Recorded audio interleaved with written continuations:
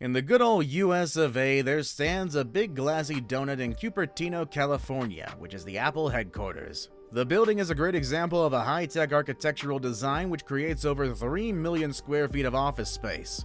The circumference of this spaceship-looking building is more than a mile around, and its diameter is greater than the height of the Empire State Building. We talked before about the new CEO of Apple, but we're gonna ignore him for today.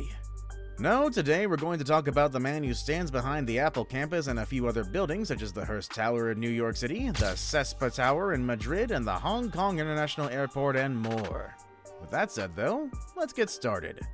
Pop quiz, viewers. What's a common between structures like the American Air Museum, the HSBC main building in Hong Kong, the Hearst Tower, the Hong Kong International Airport, and the Apple campus? Well, definitely not the design, but they all have been crafted by the same architect. That being one Sir Norman Robert Foster, through his architectural firm Foster & Partners, and has been applying his sheer genius in making buildings, including those already mentioned, since the year 1963. Now let's take a peek into the architect's life up until he built the Apple Park. It was the year 1935. The day was the 1st of June. In the neighborhood of Reddish in the Stockport town in England, Robert Foster and Lillian Foster were blessed with a baby boy. I'm positive that you already know who the boy was, so I'm going to stop with the whimsical voice. The family of three then went on to live on in Manchester, but poverty laid its vicious hands upon them. Norman's father Robert worked at a company as a machine painter, and his mother Lillian worked at a local bakery.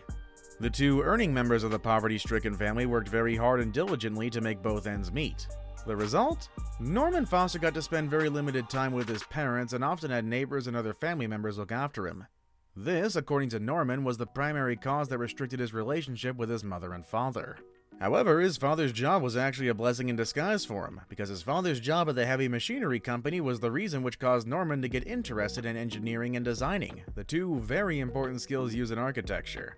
Later on, when he began to attend the Burnage Grammar School for Boys, he got bullied by his peers, which made him take up reading as a means of an escape route.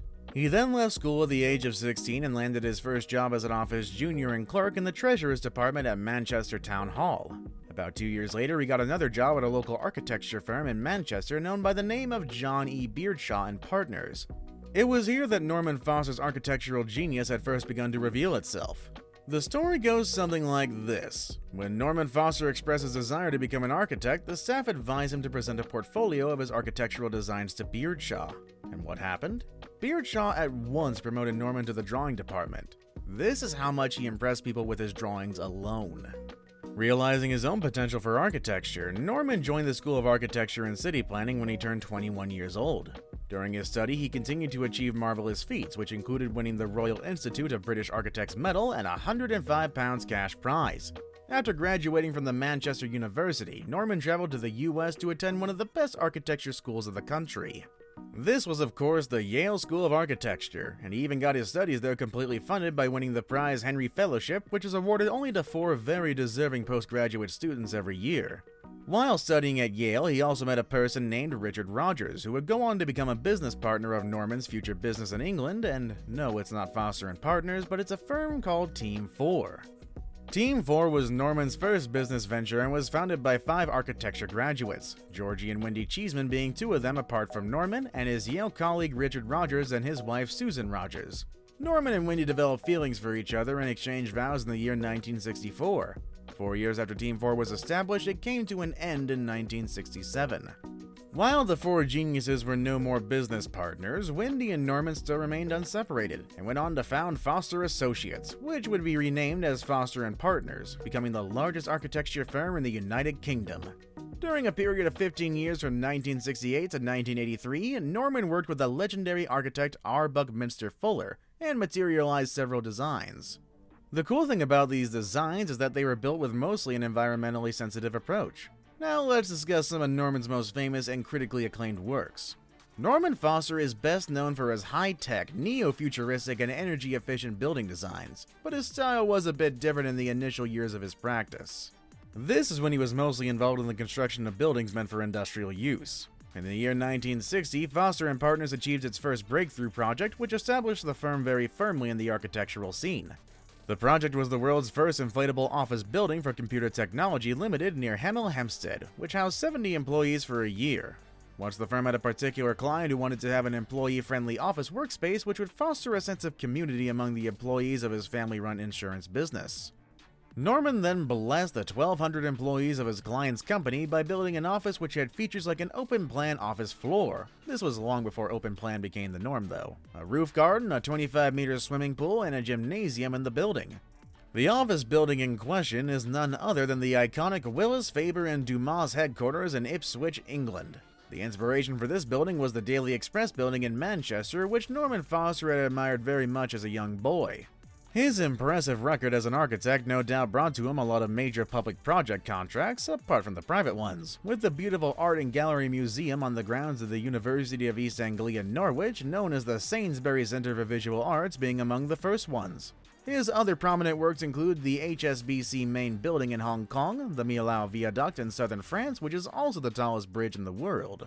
On top of all that, he also has the Millennium Bridge in the UK, the World Port Centre in the Netherlands, the Moore House in London, and the Supreme Court building in Singapore. In other words, if you see a beautiful, modern, and high-tech building with lots of glasses reflecting the surroundings, there's a very high chance that it might be the work of the Lord Foster of Thames Bank, Norman Foster himself. Oh, and of course, he also has his recent marvel of the Apple Park. This peculiar donut of gigantic proportions has justifiably earned the nickname the Spaceship.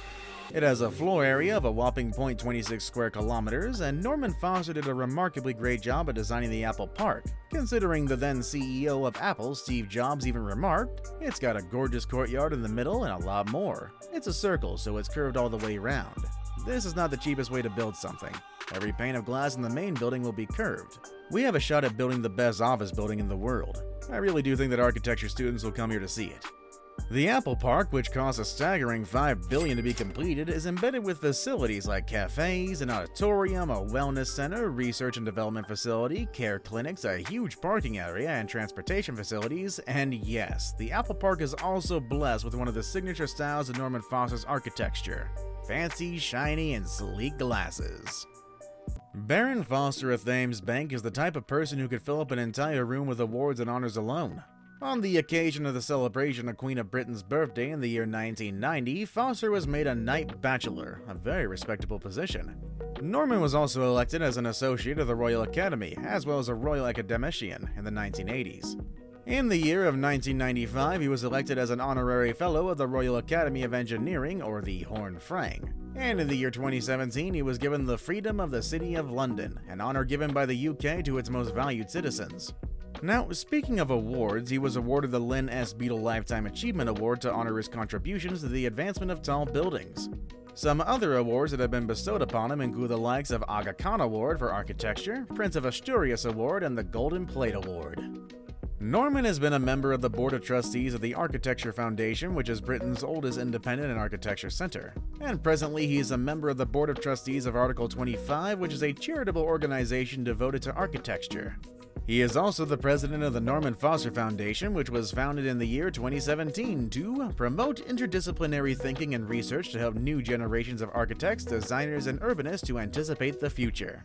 His first wife and one of his very first business partners, Wendy Cheeseman, lost the battle to cancer in the year 1989. His second marriage to Begum Sabiha Ramani Malik met the fate of divorce, but currently he is married to Spanish psychologist and art curator Elena Ochoa. Norman Foster is also a mentally brave person, as he has defeated bowel cancer when doctors had a very faint hope of his recovery. And of course, he also survived a heart attack. Norman Foster is truly one person who won't be forgotten by history anytime soon. What do you think about the Apple Park architect? Let us know in the comments section down below. With that said then, I'll be waiting for you all in the next video. Have a good day, everybody.